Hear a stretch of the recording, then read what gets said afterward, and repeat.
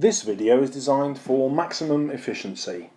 What would you do if you had time to choose only one quotation to deal with Mr. Birling? And that's what this video is about.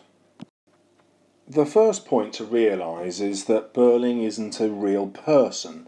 He's not a real character who we're supposed to treat as someone we might meet.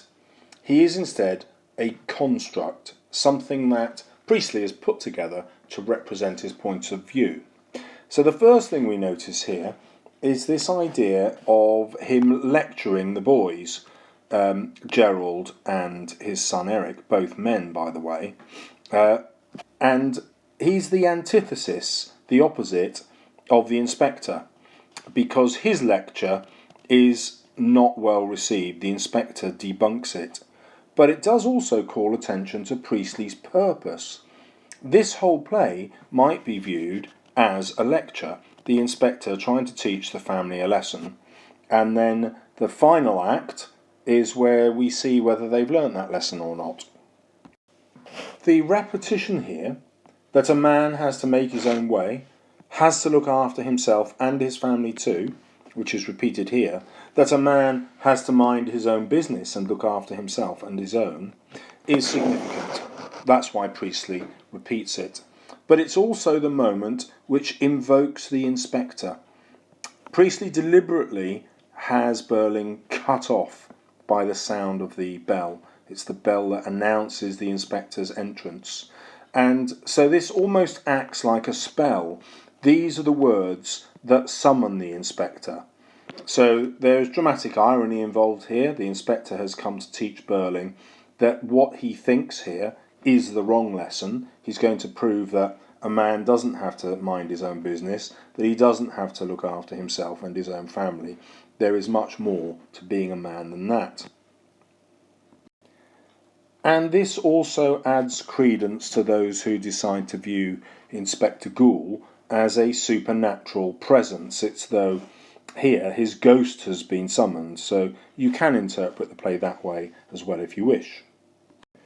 There is also an element of humour here. So Birling refers to these cranks, and of course Priestley is referring to himself here. From Birling's point of view, Priestley would be a crank, and he's gently mocking this idea because Birling's views have already been discredited when he mentions the fact that there'll be no war, when he mentions the fact that the Titanic is unsinkable. All Birling's facts turn out to be completely false.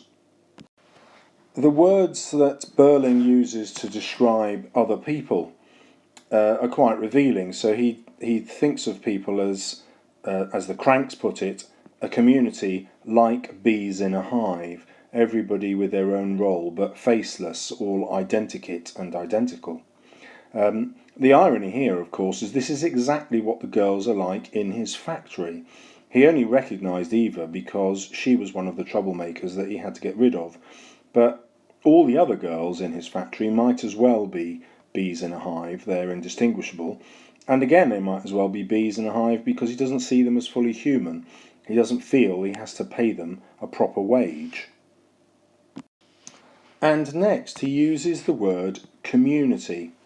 Priestley isn't setting out to suggest that society has to be communist or has to be socialist. He's using this word community because it is broader. It includes a religious view, this idea that we're all of one body that comes through later in the play. And he does this because he wants to include everybody, in particular the audience of the play, because that's who Priestley has to persuade to take on this idea that we are all one, that we are all responsible for each other. Again, Priestley uses irony when Birling talks about the good hard school of experience, because we've seen that his experience has made him predict incorrectly what the future will be like, and we know it's incorrect because the audience has already lived through that future. But he also uses this word school, which brings us back to the word lecture, and reinforces the fact that the play is very much a lesson. And many students who study this play actually dislike it for that very reason, and you can include that in your essays if you feel the same way. You might decide that the fact that it is teaching you something takes away some of its effect as entertainment or drama. Or you might think the reverse. You might think that the fact that it's actually trying to teach you an actual lesson in such an entertaining way makes it better drama. The choice is completely yours. So in summary, the reason this is such a powerful quotation to use about Birling is it brings you straight into how the play is constructed as a drama, which you have from this view here, the way that the inspector is interrupted, and it also gives us a clear insight into Priestley's purpose. And when you marry those two together, Priestley's purpose and an analysis of structure, you're automatically in A and A style territory. Good luck.